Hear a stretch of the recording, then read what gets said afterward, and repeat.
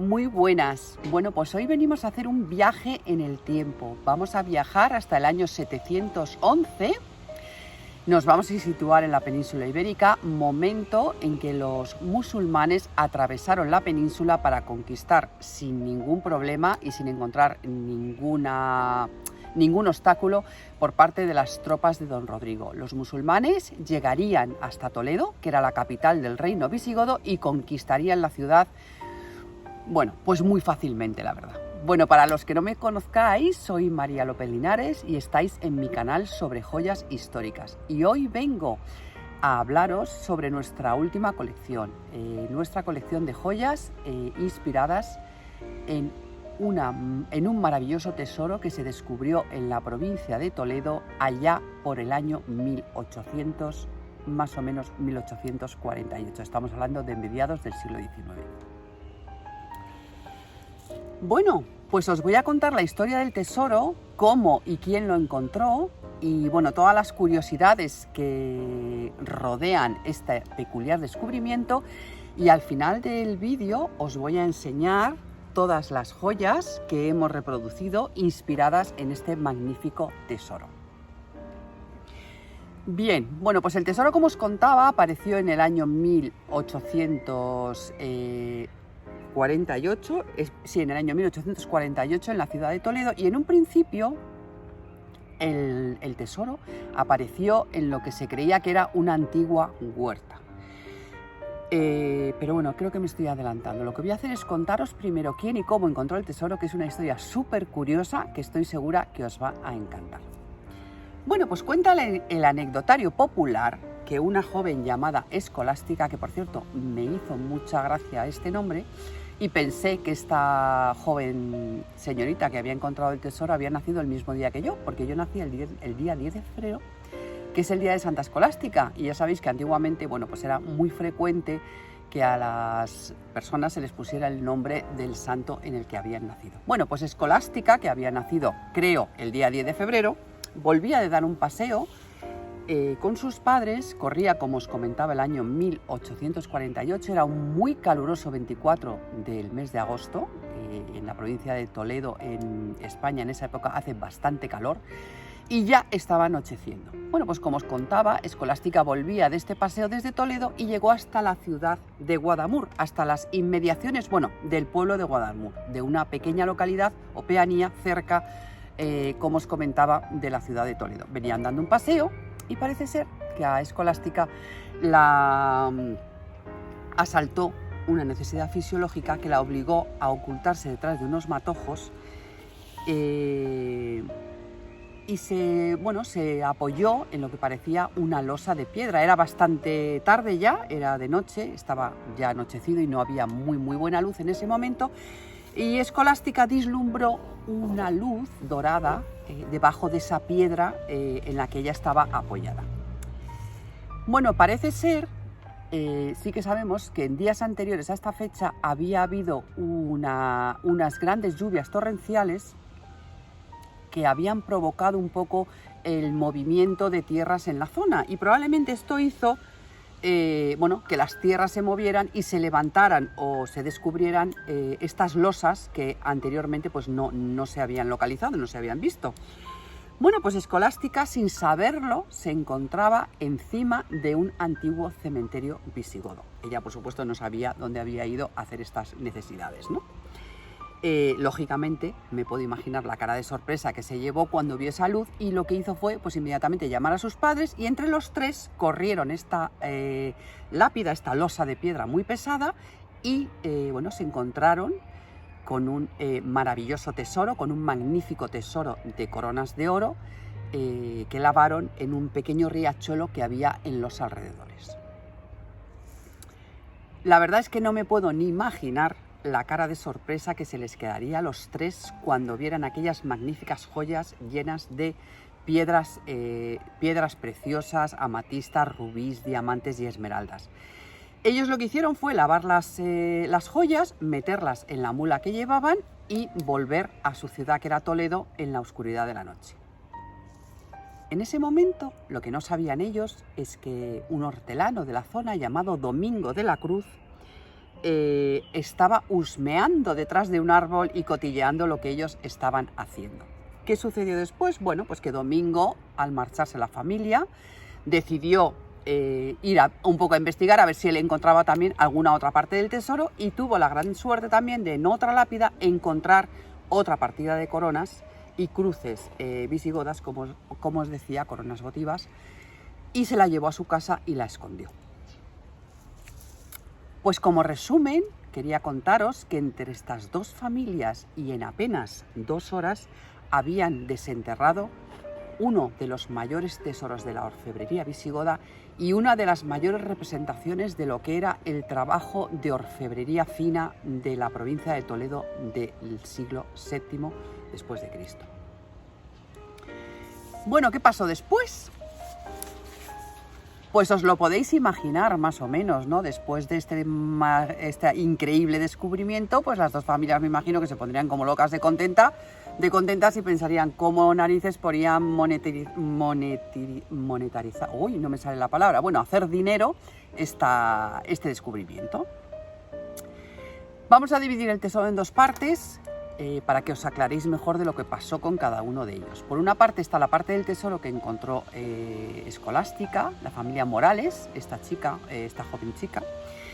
Esta parte del tesoro tuvo la suerte de ser comprado, digo la suerte porque esto permitió que el tesoro no desapareciera, y es la parte del tesoro que ahora mismo se conserva y que podemos visualizar. Ahora os voy a explicar dónde está el tesoro. Bueno, pues esta parte fue adquirida por el Museo de Cluny de París, no sin un gran enfado por parte del gobierno español. Incluso hubo una polémica enorme en las Cortes en ese momento porque, bueno, pues claro, lógicamente el gobierno español pues no quería que este tesoro saliera de nuestro territorio, pero vamos, Napoleón III se inventó todo tipo de excusas súper peregrinas, habían comprado el tesoro se fue a Francia y allí se quedó. Esta parte del tesoro no se recuperaría hasta el año 1941, en el que una Francia ocupada por los alemanes llegaría a un acuerdo con el gobierno español. Bueno, hicieron una especie de trueque en la que el gobierno español le entregó una serie de obras y a cambio el gobierno francés, bueno, el gobierno alemán en este caso, en Francia, entregaría al gobierno español parte del tesoro, que no todo, y la Dama de Elche también, la Dama de Elche, que es otra grandísima obra que se puede admirar aquí en España. Digo todo esto porque tenemos muchísimas seguidoras de fuera de España, muchas seguidoras de México, de Argentina, y bueno, les explico también un poco algunas cosas que en España son más obvias, pero que a lo mejor ellas desconocen. Bien, ¿qué pasó con la parte del tesoro de Domingo de la Cruz? Bueno, pues la parte del tesoro de Domingo de la Cruz no corrió tanta suerte. La verdad que fue caótico lo que sucedió con esta parte del tesoro. La parte del tesoro de Domingo, Domingo lo que hizo fue ocultar el tesoro durante unos años, un poco pues con la idea de, bueno, para que no se supiera que él lo tenía ni nada, pues lo ocultó en su casa, hasta que ya, me imagino que comido por la necesidad económica, pues decidió ponerlo en manos de un orfebre o de varios orfebres de la provincia de Toledo, que lo que hicieron fue comprárselo para fundir el oro y con las piedras preciosas del tesoro, de esa parte del tesoro, pues rehacerlo para convertirlo en otras joyas completamente diferentes. Pues crearían otras sortijas, pendientes, etc. Bueno, la verdad es que a mí se me pone un poquito la piel de gallina de la indignación cuando me doy cuenta, bueno, pues de la inconsciencia que en ese momento porque bueno, Domingo, pues me imagino que dentro de su cultura, bueno, pues el pobre hizo lo que buenamente pensó que era lo mejor para su economía, pero sí que es verdad que los joyeros, estos orfebres toledanos, pues cometieron una gran irresponsabilidad al fundir estas magníficas coronas. Bueno, en el año 1861, Domingo, un poco angustiado por la presión de que todo el mundo decía que tenía que tener más, que si tenía más, bueno, decidió entregar lo último que le quedaba del tesoro, que era una de las piezas más bonitas de la colección, que era la corona de Suintila. Decidió entregársela a la reina de España, Isabel II. Hizo entrega de esta parte del tesoro, de esta corona, que es la corona sobre la que nosotras nos hemos basado para hacer la reproducción. Ahora os lo voy a contar con más detalle todo, de dónde vino esta inspiración y cómo son las joyas que hemos creado. De momento yo me he puesto unos pendientes para que los vayáis viendo y llevo algunas de las sortijas. Bueno, como os decía, entregó esta corona a la reina Isabel II y misteriosamente en el año 1921, bueno, pues la corona desapareció del Palacio Real de Madrid y nunca más hemos vuelto a saber absolutamente nada sobre ella. No sabemos dónde está la corona de Suintila, no sabemos si está fundida también como la otra parte del tesoro de Domingo o si está escondida en casa de alguien y algún día, bueno, saldrá a subasta o volveremos a tener noticias sobre ella. Sí que es verdad que hay fotografías y gracias a estas fotografías se han podido hacer las reproducciones de esta maravillosa tiara y gracias a esas fotos nosotros hemos podido crear las joyas de esta colección. Pero bueno, la historia de esta colección es mucho más que todo esto. O sea, el lugar en el que se encontró la colección del tesoro de Guarrazar, que Guarrazar es el lugar donde se encontraron las coronas, es la finca o el campo en el que se encontraron, recibía el nombre de Guarrazar, dentro del pueblo de Guadamur.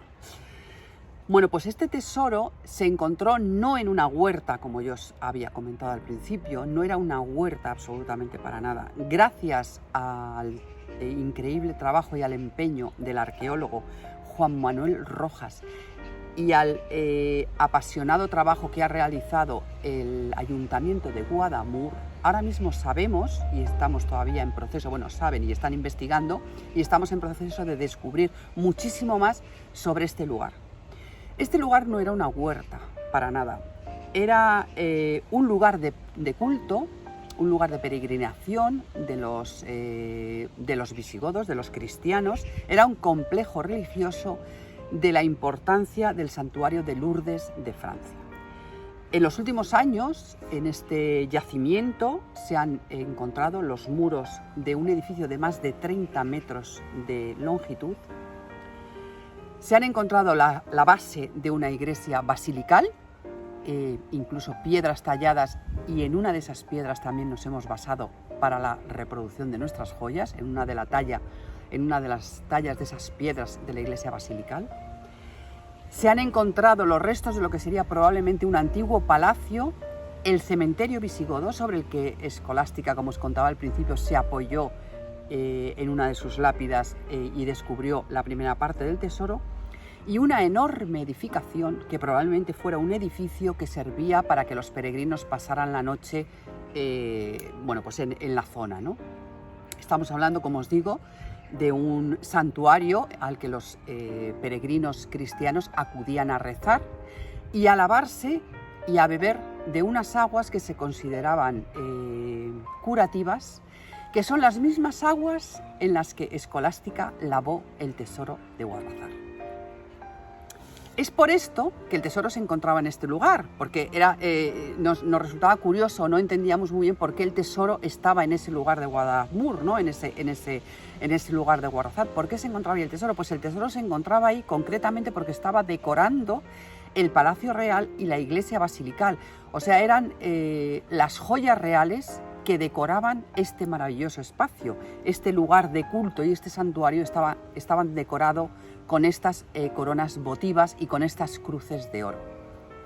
¿Y qué sucedió? Bueno, que los visigodos que estaban al cargo de este magnífico tesoro, del tesoro real, cuando vieron el avance de las tropas musulmanas, pensaron que lo mejor que podían hacer era esconder el tesoro. ¿Esconderlo? ¿Y dónde lo escondo? Bueno, pues pensaron, lo vamos a esconder en el cementerio, debajo de las lápidas. ¿Y qué hicieron? Pues correr 2 lápidas, enterrar todo el tesoro, cubrirlo de tela. Y quiero que os quedéis con este detalle de cubrir las joyas con tela, porque es un detalle al que luego voy a hacer mención cuando se explique qué nos ha llevado o cuál ha sido la inspiración para crear esta colección, ¿no? Colocaron estas telas encima, volvieron a colocar los cadáveres y taparon las tumbas otra vez con sus lápidas. ¿Cuál era su idea? Pues su idea era volver al poco tiempo a desenterrarlas y a volverlas a colgar en su lugar de origen, a volverlas a colgar en el palacio donde estaban. ¿Pero qué sucedió? Bueno, pues que los musulmanes conquistaron la península y que el tesoro permaneció oculto más de 1100 años hasta que nuestra joven Escolástica, por pura casualidad, diera con él. Quería contaros que el tesoro está compuesto por 10 coronas votivas, varias cruces de oro, como os comentaba, y bueno, y que actualmente se encuentra repartido parte en el Museo de Cluny de París, parte en el Museo de la Armería del Palacio Real de Madrid, hay otra parte muy importante en el Museo Arqueológico de Madrid y luego hay una reproducción de todo el tesoro en el Museo de los Concilios de Toledo, que está ubicado en la antigua iglesia de San Román. Aquí se puede ver una reproducción de todo el tesoro, bueno, bastante bien ubicado en una zona muy bonita de este precioso edificio de la ciudad de Toledo. Nosotras pues nos quedamos enamoradas, ya os digo, de esta corona votiva de Suintila y bueno, decidimos hacer esta colección tanto de sortijas que os traigo aquí, todas ellas realizadas en plata dorada. Quiero que veáis con detalle cómo es la parte trasera de las sortijas, que va toda labrada. Todas las piedras son piedras naturales, en este caso es una labradorita con un precioso color. Luego quiero contaros también que no va a haber dos piezas iguales, o sea, no va a haber dos joyas iguales. Todos los pendientes y todas las sortijas de esta colección van a ser pieza única. Sí habrá parecidas o dentro de la misma idea, pero no habrá dos iguales porque cada piedra es única y cada piedra tiene su forma, su color, su textura y bueno, pues se van a ir creando estas piezas según se vayan vendiendo y todas ellas van a ser un poco exclusivas, ¿no? Quiero enseñaros las tres piezas que hemos reproducido. Las tres están realizadas en plata, como os comentaba al principio, y los pendientes los vamos a hacer tanto en plata como en plata dorada. O sea, vais a poder ver la colección de pendientes en nuestra web. Ya sabéis que todas nuestras piezas de reproducción se pueden ver en nuestra web, que es www.lopezlinares.com. Bueno, pues allí vais a poder ver todas las piezas. Veis, aquí por ejemplo estáis viendo el pendiente con la pieza en plateado, y aquí veis esta misma pieza en plata dorada. Bueno, aquí veis este detalle, que por eso os decía que quería que os quedarais con el detalle de la tela. Aquí podéis ver esta tela, que es simplemente un mero recuerdo a cómo fueron enterrado el tesoro. Si quitáis la pieza, que va simplemente atada con un nudito, el pendiente por supuesto no pierde su estética. O sea, es un detalle que hemos añadido pues un poco para darle la gracia de dónde fue enterrado el tesoro o cómo fue enterrado el tesoro. Esto es parte de la corona de Suintila, y esta otra pieza que os he enseñado es parte de la piedra de la iglesia basilical que se encontró en las excavaciones del pueblo de Guadamur. Aquí igual veis en el mismo caso, todos son piedras naturales y vemos la tela. Quería enseñaros también estos que llevo yo puestos, porque tienen otra pieza de la corona que es muy bonita. En este caso es un Swarovski negro, y veis la pieza qué bonita es. Igual la podemos hacer en plata sin dorar o en plata dorada. Bueno, pues esta es un poco la historia del tesoro de Guadamur. Quería, por último, recomendaros un par de cosas. Primero, una visita al pueblo de Guadamur. Nosotras tuvimos la suerte de realizar una visita guiada por las excavaciones, por lo que son el yacimiento donde se encontró el tesoro de Guarrazar. Y bueno, el arqueólogo Juan Manuel Rojas realiza estas visitas guiadas por un coste muy pequeñito, creo que son 5 o 6 euros, y el dinero recaudado pues se utiliza para seguir investigando y para seguir excavando y seguir descubriendo nuevos elementos en el yacimiento. También quería recomendaros dentro de esta excursión a Guadamur, porque Guadamur es un pueblo muy bonito que tiene un castillo muy curioso, o sea que se puede pasar un día muy agradable visitando, por ejemplo, por la mañana Guadamur, y luego se puede aprovechar, porque está muy cerquita de la ciudad de Toledo, podéis aprovechar para ir a la iglesia, como os decía, de San Román, al Museo de los Concilios, donde podéis ver una reproducción de toda la colección completa en la ciudad de Toledo. E incluso ya si os animáis, si vais con niños, lo podéis unir con una visita a un parque temático alucinante que han inaugurado hace muy poquito en Toledo, que es el Puy de Fou. Podéis pedir información. De todas maneras, contaros que os vamos a dejar aquí abajo, en la parte de abajo, en los comentarios, o sea, donde está toda la descripción del vídeo, os vamos a dejar un link al blog en el que vais a poder encontrar toda la información, no solamente de, bueno, toda la información sobre la que nosotras nos hemos basado, la inspiración de la colección, incluso los renders con los que hemos hecho las piezas, un link a la web de Guadamur, de Guarrazar, de la ciudad de Toledo y todo. Entonces, bueno, por eso os invito, si os animáis, a que visitéis tanto el blog como la web en los links que os dejamos abajo para que conozcáis con más detalle toda la historia completa de este tesoro. Y bueno, todas las joyas de esta colección van a llevar el nombre de Guarrazar, con lo cual va a ser muy fácil encontrarlas en la web. Simplemente poniendo Guarrazar os van a aparecer todas. Ya os digo que como son piezas únicas, irán renovándose porque según se vayan vendiendo, pues irán desapareciendo y volviendo a aparecer. Y sin más, pues me despido y espero que os haya gustado la última joya histórica que tenía que traeros. Os mando un besazo enorme a todas desde Madrid y os deseo un feliz fin de semana. Chao.